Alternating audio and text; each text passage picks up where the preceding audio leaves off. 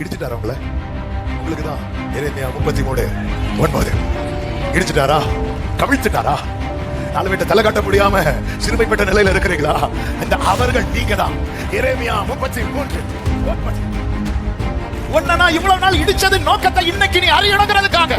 உன்னை நான் கவிழ்த்ததை நோக்கத்தை, சில காரியத்தை இல்லாமல் ஆக்கினது நோக்கத்தை. நல்ல கையை தட்டி.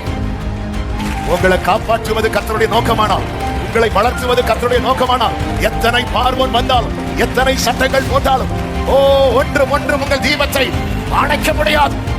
ஆமென் சொல்லுங்க பார்க்கலாம். என்னை குறித்து என் தேவன் சொன்ன எல்லா நன்மையும் என் மேல, என் குடும்பத்தின் மேல வர பண்ணுவா. சத்தமா கைகளை உயர்த்தி ஆமென்.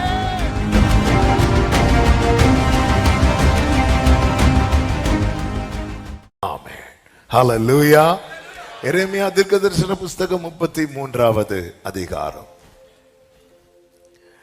இந்த மாதம் கர்த்தர் தருகிற அருமையான வாக்குத்தத்த வார்த்தை எரேமியா 33 அதனுடைய 9வது வசனம்.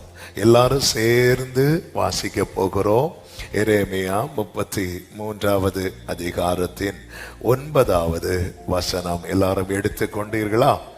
ஆமென். இப்பொழுது எல்லாரும் சேர்ந்து நீங்க வாசிக்கிறது உங்களுக்கு கேட்கும்படி வாசிக்கும்படி அன்புடன் கேட்டுக்கொள்கிறேன். எல்லாரும் சேர்ந்து வாசிக்கலாமா? நான் அவர்களுக்கு செய்யும் நன்மையை எல்லாம் கேட்க போகிற பூமியின் எல்லா ஜாதிகளுக்கு முன்பாக அது எனக்கு மகிழ்ச்சியுள்ள கீர்த்தியாயும் புகழ்ச்சியாயும் மகிமையாயும் இருக்கும்.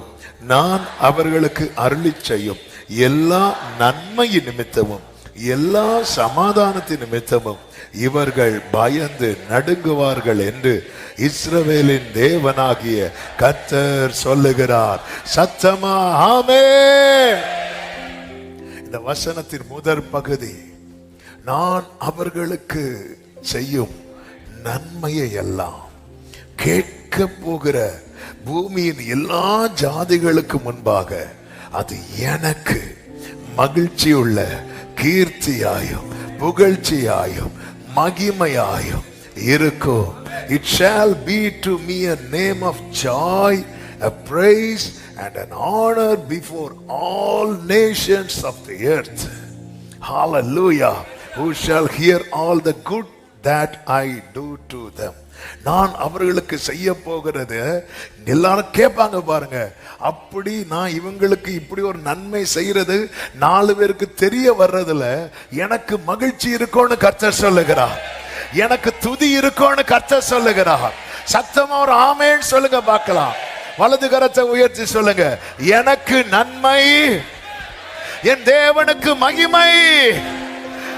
விசுவாசத்தோடு சத்தமாய் ஒரு விஷயம் கூட சொல்ல போறேன். எனக்கு நன்மை, என் தேவனுக்கு மகிமை. மறுபடியும் எனக்கு நன்மை, என் தேவனுக்கு மகிமை. ஹல்லேலூயா. அதாவது நம்மை குறித்த காரியத்துல கர்த்தர் நாம் பிறக்கும் முன்னமே எல்லாவற்றையும் தீர்மானித்து ஒழுங்குபடுத்திடுவார். ஆனா அந்த காரியம் நம்ம வாழ்க்கையில ஓகே ஆகணும்னா நாம அர்ப்பணிக்கணும். ஆமென். அதாவது எரேமியா ப்ராஃபட் அப்படிங்கிற காரியம் எரேமியா தாயின் வயிற்றிலிருந்து வெளிப்படுவதற்கு முன்னமே ஆண்டவர் சைன் பண்ணிட்டார். ஆனா அவர் எப்ப ப்ராஃபட் ஆனாரு தெரியுமா? இவர் அடுத்து அதுல சைன் பண்ணணும். ஆமென். 1வது அதிகாரத்துல ஆண்டவர் சொல்லுவார் எரேமியா கிட்ட 5வது வசனத்துல, நான் உன்னை தாயின் வயிற்றில் உருவாக்கும் முன்னே உன்னை அறிந்தேன், நீ கற்பத்திலிருந்து வெளிப்படும் முன்னே நான் உன்னை பரிசுத்தம் பண்ணி உன்னை ஜாதிகளுக்கு தீர்க்கதரிசியாக கட்டளையிட்டேன் அப்படின்னு சொல்றார்.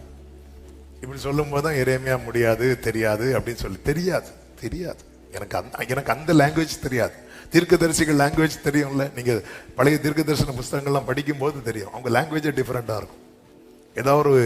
ஏதோ ஒரு காரியத்தை வச்சு பேசிட்டு இருப்பாங்க, ஏதோ ஒரு ஓமையை வச்சு பேசிட்டு இருப்பாங்க. அவங்க லாங்குவேஜ் டிஃபரெண்டா. எனக்கு அப்படியெல்லாம் பேச தெரியாது. எனக்கு ஆசாரியருடைய ஊழியம் தான் தெரியும். எனக்கு பாஸ்டர் லாங்குவேஜ் தெரியும் ஆண்டவரே, ப்ராஃபட் லாங்குவேஜ் தெரியாது ஆண்டவரே, நான் பேச தெரியாது. அப்படி சொல்லும்போது ஆண்டவர் சொல்றாரு, இங்க பாரு, நான் உன்னை அனுப்புகிற எல்லா இடத்துக்கும் போய் நான் உனக்கு சொல்லி தருவேன், அது அப்படியே சொல்லு. இதுக்கப்புறம் எரேமியா ஓகேங்கிறார். ஓகே சொன்னதுக்கு அப்புறம் ஆண்டவர் சொல்றாரு 9-10 வசனங்கள்ல, கர்த்தர் தமது கரத்தை நீட்டி என் வாயை தொட்டுன்னு சொல்லியிருக்கு. அடுத்து பிடுங்கவும் எடுக்கவும் அழிக்கவும் கவிழ்க்கவும் கட்டவும் நாட்டவும் உன்னை நான் இன்றைய தினம் ஏற்படுத்தினேன் இருக்கு. ஆமென். தாயின் வயிற்றில் இருந்து வெளிப்படும் முன்னமே தீர்க்கதரிசியை அவர் ஏற்படுத்திட்டாரு. ஆனா எரேமியா ஓகே பண்ணதுக்கு அப்புறம் அது நடைமுறைக்கே வருகிறது. அல்லேலூயா.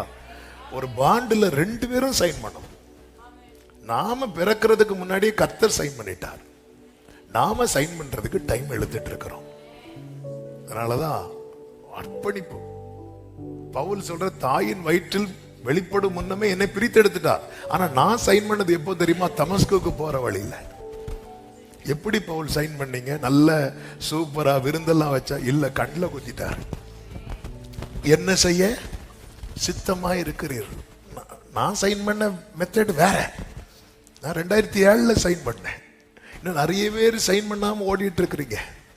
வலையில் மாட்டுகிறவர்கள் பாக்கியவான்கள், அவர்கள் மேல் தூண்டில் போடப்படாது. ஏன்னா அவர் ஆல்ரெடி சைன் பண்ணி வெயிட் பண்ணிட்டு இருக்கிறார். நம்ம என்ன நினைச்சிருக்கிறோம்? எப்படியும் கர்த்தர் நினைச்சதுதான் நடக்க போகுது. அப்படி அல்ல. இந்த காரியத்தில் இப்ப அவர் ஏற்படுத்திட்டார். ஆனா இப்போ எரேமியா எப்போ என்னைக்கு ஓகே சொன்னாரோ அன்னையில இருந்து ஸ்டார்ட் ஆகுது. கர்த்தர் யார் இந்த அவர்கள்? 2:4 வாசிங்க. எரேமியா 2:4. யாக்கோபின் குடும்பத்தாரே, யாக்கோபின் குடும்பத்தாரே, இஸ்ரவேல் குடும்பத்தின் வம்சங்களே, நீங்கள் எல்லாரும் கர்த்தருடைய வார்த்தையை கேளுங்கள். யாக்கோபின் குடும்பத்தார். இந்த யாக்கோபு யார்? எரேமியா 10:16 சொல்லப்பட்டிருக்கிறது. யாக்கோபு இஸ்ரவேல் அவருடைய சுதந்திரமான கோத்திரம். இன்னும் ஆமென். புதிய ஏற்பாட்டு பார்வையில அல்லது ஆவிக்குரிய பார்வையில சொல்ல வேண்டுமானால், அவரால் தெரிந்தெடுக்கப்பட்டவன். எனக்கு ஒரு நன்மை செய்யறது ஆண்டவருக்கு விஷயம் கிடையாது. ஆனா அந்த நன்மை அவருக்கு மகிழ்ச்சியா மட்டும் இல்ல, அவருக்கு புகழ்ச்சியாக இருக்கணும், அவருக்கு மகிமையாக இருக்கணும். அதுக்காக தான் எரேமியா கிட்ட என்ன சொல்லுவார்னா, எரேமியா 1வது அதிகாரம் 10வது வசனம். பிடுங்கவும் இடிக்கவும் அழிக்கவும் கவிழ்க்கவும் கட்டவும் நாட்டவும் உன்னை நான் இன்றைய தினம் ஜாதிகளின் மேலும் ராஜ்யங்களின் மேலும் ஏற்படுத்தினேன் என்று கர்த்தர் என்னுடனே சொன்னார் என்று எரேமியா சொல்றார். இந்த இடத்துல அந்த முதல் 4 வார்த்தையை படிக்கும் போது நமக்கு நெஞ்சு பக்கு பக்கு பக்கு நடிக்கும். ஆனா எப்படி அதை பினிஷ் பண்றார் பாருங்க. கட்டவும் நாட்டவும். ஆமென். புரியும்படி சொல்லுகிறேன். இடிப்பது அவருடைய நோக்கம் அல்ல, நம்மை நிலை நாட்டுவதே அவருடைய நோக்கம். அதே நேரத்தில் என்னை நிலை நாட்ட இடிக்க வேண்டியது அவசியம்னா அவர் இடிக்க தான் செய்வார். இடிச்சிட்டார் அவங்கள. உங்களுக்கு தான் எரேமியா 33:9 இடிச்சிட்டாரா? கவிழ்த்துட்டாரா? 4 பேட்ட தலை காட்ட முடியாம சிறுமைப்பட்ட நிலையில இருக்கிறீங்களா? இந்த அவர்கள் நீங்க தான். எரேமியா 33:9. இப்பவே உங்களுக்கு நன்மை செய்ய முடியாதா? முடியும்பா. ஆனா எனக்கு அந்த நன்மையில என்ன இருக்கணும் தெரியுமா? மகிழ்ச்சி இருக்கணும். அல்லேலூயா. ஒரு 4 வயசு பிள்ளை, இப்போ டேவிட் பையன் வந்து டேவிட், அப்பா எனக்கு ஒரு பைக் வாங்கி தாங்கப்பான்னு கேட்குறான். டேவிட் பைக் வாங்கி கொடுப்பாரா? கொடுப்பாரு. டாய் ஷாப்ல நிறைய இருக்கு, நிறைய வாங்கி கொடுத்துருக்காப்ல. கண்ணு வாங்கி தாங்கப்பான்னு கேட்பான். அந்த ஏஜ் பாத்தீங்களா? உங்களுக்கு வாங்கி தர தெரியாத ஆண்டவரே? முடியும்பா. ஆனா அது எனக்கு எப்படி இருக்கணும் தெரியுமா? மகிழ்ச்சியா இருக்கணும். சில பிள்ளைங்களாம் பைக் வாங்கி கொடுத்து ரத்த கண்ணீர் வடிச்சிட்டு இருக்கிறாங்க. பாஸ்டர் ஃப்ரீயா இருக்கிறீங்களா? என்ன பைக்? அவங்களுக்கு அப்படி சந்தோஷத்துல இல்ல, பக்கு பக்குன்னு இருக்கு. சில பசங்கள்லாம் போவாங்க பாருங்க, பைக் வாங்கின அன்னைக்கு 40, பிரேயருக்கு அப்புறம் 60.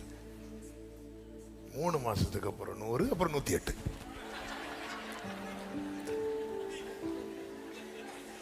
ஆமென். நான் சொன்ன ஸ்பீடு.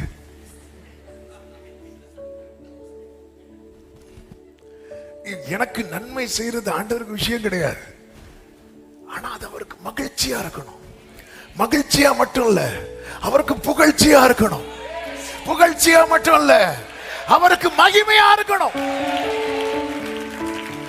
உன்னை இவ்வளவு நாள் இடிச்சது நோக்கத்தை இன்னைக்கு நீ அறியணுங்கிறதுக்காக. உன்னை நான் கவிழ்த்தது நோக்கத்தை, சில காரியத்தை இல்லாமல் ஆக்கினது நோக்கத்தை. நல்ல கையை தட்டி இது புரியும்படி எரேமியா 12வது அதிகாரம் 14, 15, 16 வசனங்களை வாசிக்க கேட்கலாம். எரேமியா 12, 14, 15, 16 வசனங்கள். இதோ நான் என் ஜனமாகிய இஸ்ரவேலுக்கு காணியாட்சியாக கொடுத்த என் சுதந்திரத்தை தொடுகிற துஷ்டரான அயலார் அனைவரையும் தங்கள் தேசத்தில் இராதபடிக்கு பிடுங்கி போடுவேன். இடிக்கிறதுக்குன்னு சிலரெல்லாம் அனுப்புவார். ஆனா அவங்கள இடிக்க வச்சுட்டு அவங்கள என்ன செய்யணுமோ அதை செஞ்சிருவார். அது வேற. தொட்டுட்டேல்ல. ஆமே. அதாவது பார்வோன்னு ஒருத்தன் வரதுக்கு முன்னாடியே சொல்லிட்டார் 400 வருஷம் அக்கிரமத்தை சுமப்பாங்க. தேவ திட்டம் தான். பார்வோன் எழும்புனான், ஒடுக்குன்னு ஒடுக்கணும். அதுக்கப்புறம் பார்வோன் என்ன பிரச்சனை பண்ணாரு? ஞான ஸ்நானம் கொடுத்தார். ஆமே. இன்னும் எழும்பல்ல. ஹல்லேலூயா. அவன் கடைசியில போனான். பிறக்கிற குழந்தைகள் எல்லாம் எங்க போடணும் தெரியுமா? நைல் நதியில தூக்கி போடும்.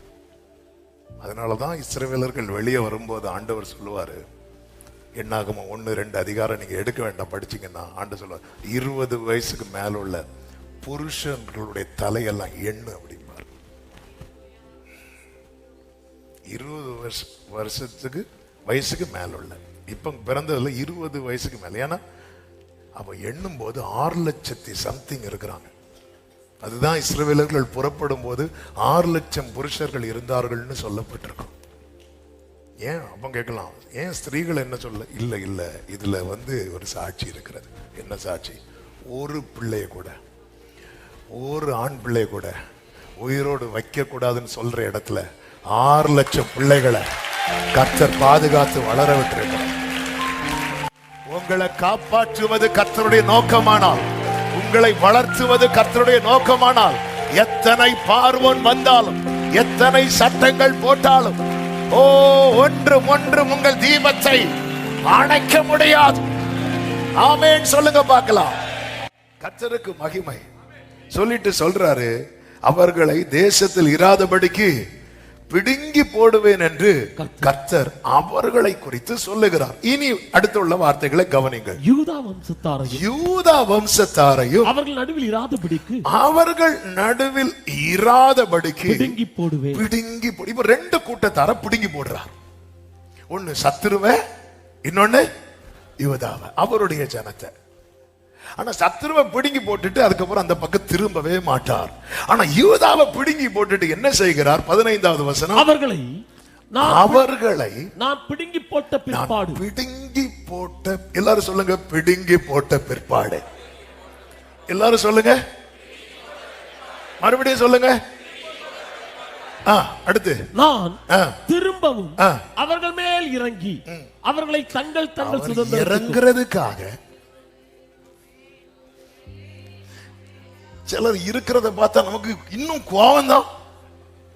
அதனால சில பெற்றோர் பார்த்துறீங்களா, பிள்ளை அடிச்சுட்டு போட்டு முறைப்பாங்க. ஏன்னா அவன் அடி வாங்கிறது வர கோபத்தை உண்டாக்கிட்டே என் கண்ணு முன்னாடி நிக்காத டமார்னு ஒரு அடி அடிச்சுட்டு, வாடா ஐஸ்கிரீம் வாங்கலாமா, போலாம். வசனத்தை வாசிக்கலாம். 12:15. அவர்களை நான் பிடுங்கி போட்ட பிற்பாடு நான் திரும்பவும் அவர்கள் மேல் இறங்கி அவர்களை தங்கள் சுதந்திரத்துக்கும் தங்கள் பூமிக்கும் திரும்ப பண்ணுவேன். அடுத்த வார்த்தை, அப்புறம் அவர்கள் என் ஜனத்துக்கு பாகாலின் மேல் ஆணையிட கற்றுக் கொடுத்தது போல கர்த்தருடைய ஜீவனை கொண்டு என்று சொல்லி என் நாமத்தின் மேல் ஆணையிடும்படி என் ஜனத்தின் மேல் என் நாமத்தின் மேல் ஆணையிடும்படி என் ஜனத்தின் வழிகளை நன்றாய் கற்றுக்கொண்டார். அதாவது என் ஜனம் எப்படி இருக்கணும், நான் ஒரு பாதையை நியமித்திருக்கிறேன், நான் வழிமுறைகளை வைத்திருக்கிறேன், அதை நன்றாய் கற்றுக்கொண்டால் அவர்கள் என் ஜனத்தின் நடுவிலே ஊன்ற கட்டப்படுவார்கள். ஆமென். என்ன கட்டப்படுவார்கள் என்றல்ல, அப்ப அவர் பிடுங்கினது எதுக்கு தெரியுமா? இன்னும் ஆழமா தோண்டி வைக்கிறதுக்காக. சத்தமா ஒரு ஆமென் சொல்லுங்க பார்க்கலாம். ஊன்ற கட்டப்படுவார்கள். நாள் நேரம் ரொம்ப ஸ்பீடா போகுது. நான் செய்திக்குள்ளே ஆக்சுவலா என்ட்ராகல. அப்ப ஒரு கூட்டத்தை பிடுங்கி எரிஞ்சதோட முடிஞ்சது.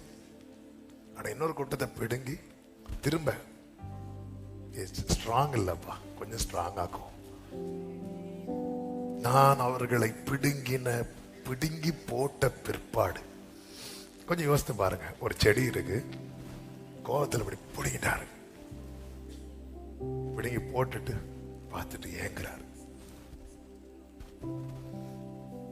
ஏங்க திருப்பி அதை கையில் எடுக்கிறார்.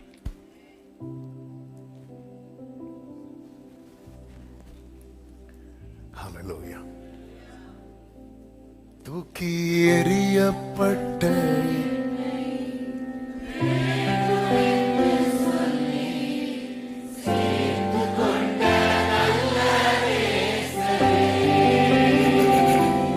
தூக்கி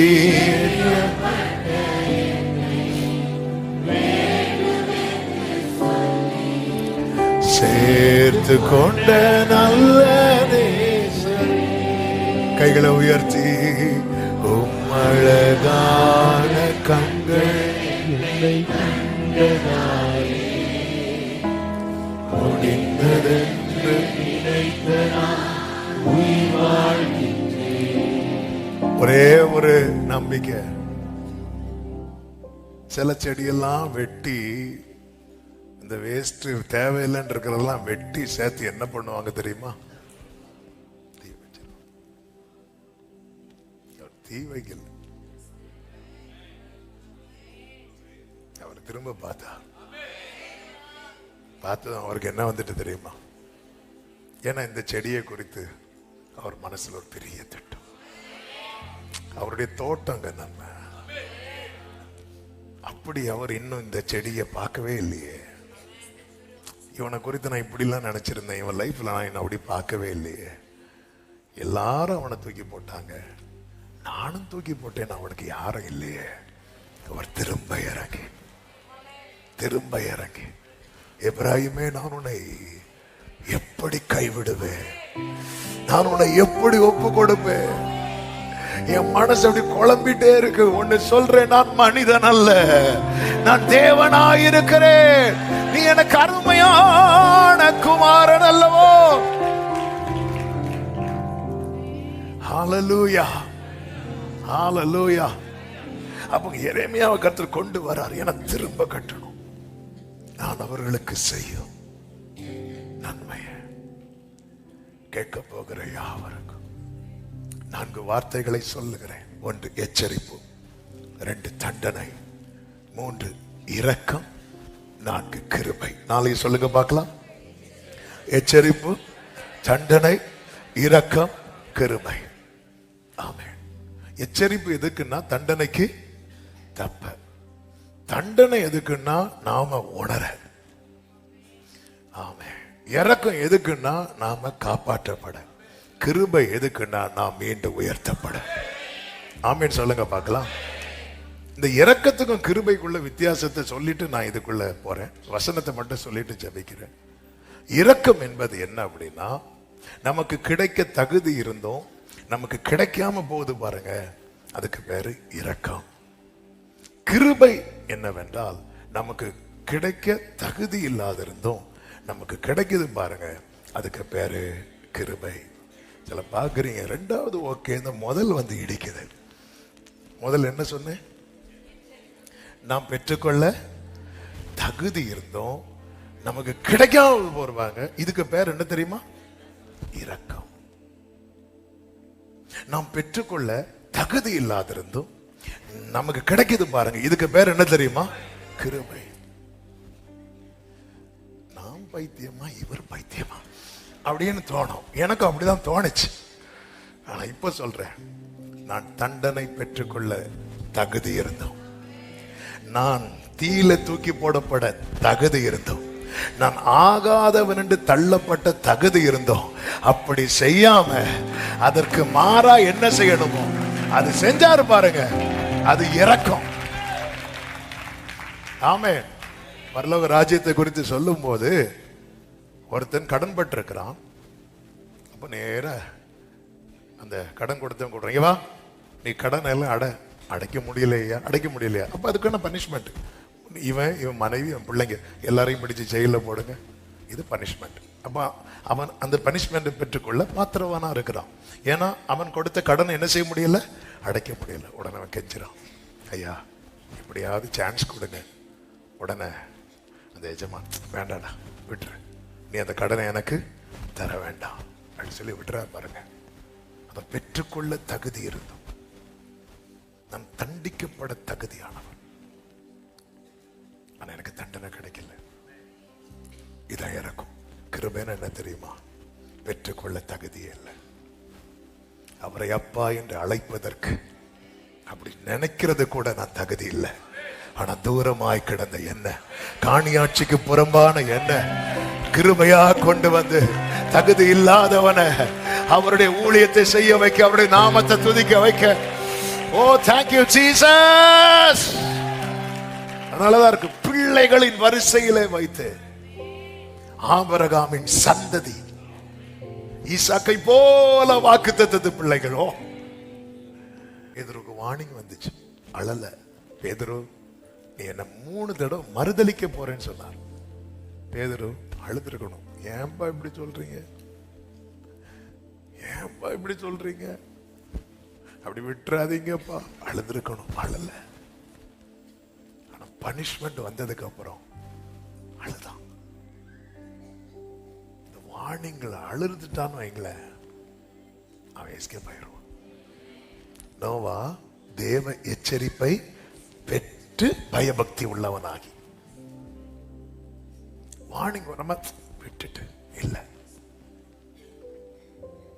ஆனா சரி, இப்ப பனிஷ்மெண்ட் வந்துச்சு, இப்ப அழறான். அழும்போது அடுத்த வசனத்துல எல்லாம் ஆண்டவர் சொல்றார், எப்ராஹிம் எனக்கு அருமையான குமாரன் அல்லவோ, அவனுக்கு நான் எப்படி இறங்குவேன் தெரியுமா, உருக்கமாய். சத்தமா ஒரு ஆமேன்னு சொல்லுங்க பார்க்கலாம். வாழ்க்கையில இடிக்கப்பட்டு தளர்ந்து எல்லாம் கைவிடப்பட்ட நிலையில இன்னைக்கு இந்த சத்தத்தை கேட்கிற கர்த்தரால் தெரிந்து கொள்ளப்பட்ட ஜனமே, கர்த்தருடைய சமூகத்தில் உங்களை தாழ்த்துங்கள். கர்த்தருடைய இரக்கமும் கர்த்தருடைய கிருபையும் உங்களை நிலைப்படுத்தி உங்களை மீண்டும் அவர் நியமித்த ஸ்தானத்தில் உங்களை கொண்டு வந்து நிறுத்தும். எனவேதான் புலம்பல் பாடும்போது அது நடுவிலே பாடின வார்த்தை தான், ஆண்டவர் என்றைக்கும் கைவிட மாட்டார். அவருடைய இரக்கங்களுக்கு என்ன இல்லை தெரியுமா, முடிவில்லை. ஆமென். அவர் சஞ்சலப்படுத்தினாலும் தமது மிகுந்த கிருபையின்படி இறங்குவார். ஆமென் சொல்லுங்க பார்க்கலாம். அப்படி இறங்கி காப்பாற்றி அடுத்த கிருபையில ஸ்தாபிக்கிறார் பாருங்க. அதுதான் எரேமியா 32வது அதிகாரம் 37 முதல் நீங்க படிச்சீங்கன்னா உங்களுக்கு தெரியும். 37 முதல் 42 வரை ஆமே நீங்க படிச்சீங்கன்னா தெரியும். அதுல 2 வசனங்களை மட்டும் வாசிக்கிறேன். 41 42ல அவர்களுக்கு நன்மை செய்யும்படி அவர்கள் மேல் சந்தோஷமா இருந்து என் முழு இருதயத்தோடும் என் முழு ஆத்மாவோடும் அவர்களை இந்த தேசத்துல நிச்சயமாய் நாட்டுவேன். நான் இந்த ஜனத்தின் மேல் இந்த பெரிய தீங்கை எல்லாம் வர பண்ணினது போல அவர்களை குறித்து சொன்ன எல்லா நன்மையும் அவர்கள் மேல் வர பண்ணுவேன். எல்லாரும் உங்க தலை மேல கை வச்சு விசுவாசத்தோடு சொல்லுங்க பார்க்கலாம். என்னை குறித்து என் தேவன் சொன்ன எல்லா நன்மையும் என் மேல என் குடும்பத்தின் மேல வர பண்ணுவார். சத்தமா கைகளை உயர்த்தி ஆமென். ஹல்லேலூயா. இதுக்குதான் பிடுங்கவும் இடிக்கவும் அழிக்கவும். இந்த மேட்டர்லாம் ஃபர்ஸ்டே நேபுகாத்நேச்சர் இந்த டீமுக்கெல்லாம் தெரிஞ்சிட்டுனா நாங்களா கிடைச்சோம். ஆமென். ஹல்லேலூயா. ஆமானுக்கு மோர்தேக்காய் தான் அடுத்து இந்த இடத்துல கொண்டு வந்து டாப்ல நிறுத்த போற மேட்டர் தெரிஞ்சிருந்தா ஆமான்னு நினைச்சிருப்பேன். நானா கிடைச்சேன். ஹல்லேலூயா. ஆண்டவர் சத்துருக்களுக்கு வெட்கத்தை உடுத்து வைக்கிறவர், அவருடையவர்களுக்கு கிரீடத்தை பூக்க பண்ணுகிறவர். என்னைக்குமே புரிஞ்சு, ஆண்டவரே நீங்க எனக்கு சொன்னது என்ன? உன்னை கட்டுவேன் நாட்டுவேன். இப்ப செஞ்சிட்டு இருக்கிறது என்ன? இடிச்சிட்டு இருக்கிறேன். இது நடுவில் என்ன கிடைக்குது? கிருபை கிடைக்குது, இரக்கம் கிடைக்குது. புரிஞ்சுக்கோங்க, கர்த்தர் திரும்பி வரப்படுவார், திரும்ப நம் மேல. காரணம், நாம் கிரயத்துக்கு கொல்லப்பட்டவர்கள். இஸ்ரவேலர்கள் ஆமே மீட்கப்பட்டது ஒரு வயதான பழுதற்ற ஒரு ஆட்டுக்குட்டி. நாம் மீட்கப்பட்டது தேவ ஆட்டுக்குட்டி. அவருடைய ரத்தத்தால அப்படி விட்டுருவாரா? இல்ல. ஆனா உங்க வாழ்க்கையின் பகுதியை பார்த்தா, போன வெள்ளிக்கிழமை சொன்ன வார்த்தை ஒரு விஷயம் கூட சொல்லுகிறேன். யோபுவின் வாழ்க்கையில முதலாவது ஒரு பெருங்காற்று உண்டானது. எல்லாத்தையும் அடிச்சுட்டு போயிட்டு எல்லாம் இழந்த பிறகு மீண்டும் ஒரு பெருங்காற்று உண்டானது. அந்த காட்டுல யார் இருந்தா தெரியுமா? கர்த்தர் இருந்தா. ஆமே. உங்க வாழ்க்கையில ஏற்கனவே ஒரு பெருங்காற்று நிறைய அடிச்சுட்டு போயிட்டு இனி ஒரு பெருங்காற்று உண்டாக போகுது. எல்லாவற்றையும் திரும்ப ரெண்டத்தனையா அது கர்த்தருக்கு புகழ்ச்சியாக, மகிழ்ச்சியாக, மகிமையாக இருக்கும். சத்தமா ஆமென் சொல்லுங்க பார்க்கலாம். கண்களை மூடி தேவ சமூகத்தில் ஹல்லேலூயா. ஜீமேஜர். Thank you Jesus. பள்ளத்தின் நடுவில் நான் நடந்தேன், அச்சத்தின் உச்சத்தை பார்த்தேன், ஒளியில்லா இருளில் நான் நடந்தேன், இயேசு இல்லா வாழ்வை நான் வெறுத்தேன். உடைத்தீர், உருவாக்கினீர், சிற்சித்தீர், சீர்படுத்தினீர், புடமிட்டீர்,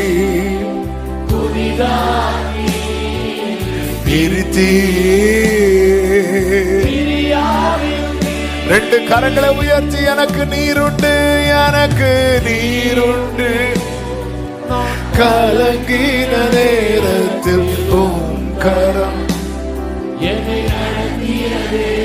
எனக்கு நீருண்டு,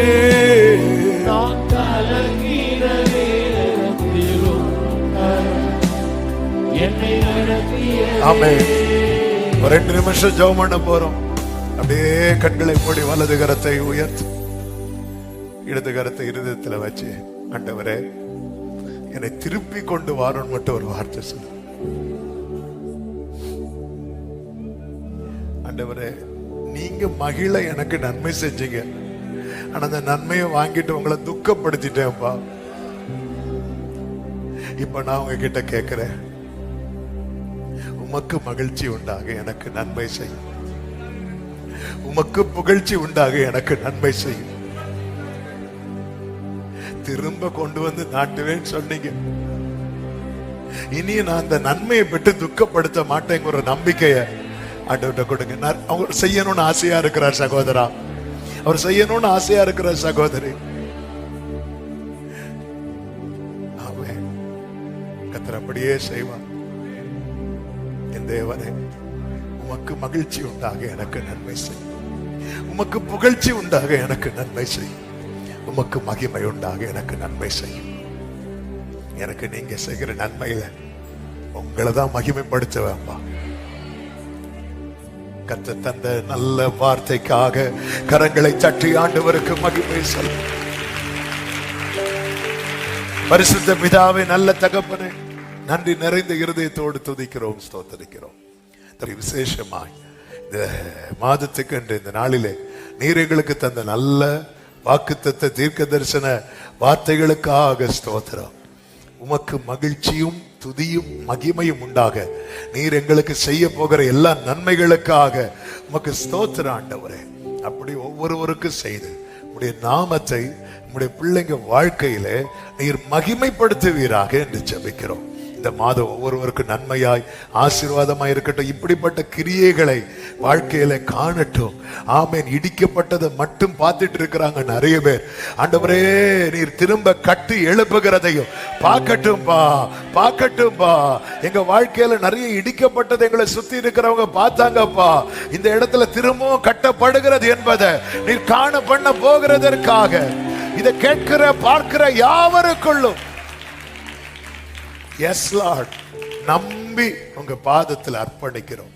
ஒவ்வொருவரையும் காத்துக்கோங்க. வேண்டிய சுகம் பல கிருபைகளை கொடுங்க. கையின் கிரியைகளை ஆசீர்வதிங்க. படிக்கிற பிள்ளைகளுக்கு ஞானம் கிருபைகளை கொடுங்க. எக்ஸாம் எழுதுகிற பிள்ளைகளை விசேஷமாய் கிருபைக்குள்ள மறைத்து காத்துக்கொள்ளும். இந்த மாதத்தில் உள்ள எல்லா ஊழியங்களை ஆசீர்வதியும். வெளியூர்ல வெளிநாடுகளில் இருக்கிறவர்களை பாதுகாத்துக்கோங்க. பிரயாணத்துல வாகனத்துல போக்கிலும் வரத்திலும் எல்லா நிலையிலும் எல்லார் மேலும் தேவ பாதுகாவல் இருக்கட்டும். சத்துரு ஒருவரை கண் வைக்காதபடி கிருபை சுகம் பலம் ஆரோக்கியம் ஆண்டவரே ஆசீர்வாதம் எல்லாம் பிள்ளைகளை சூழ்ந்து கொள்ள செய்து உடைய நாமத்தை மகிமைப்படுத்தும். ஆண்டவரே கன மகிமை துதி ஸ்தோத்திரம் அனைத்தும் ஒருவருக்கே செலுத்துகிறோம். இரட்சகர் இயேசுவின் நாமத்தில் பிதாவே, ஆமென்.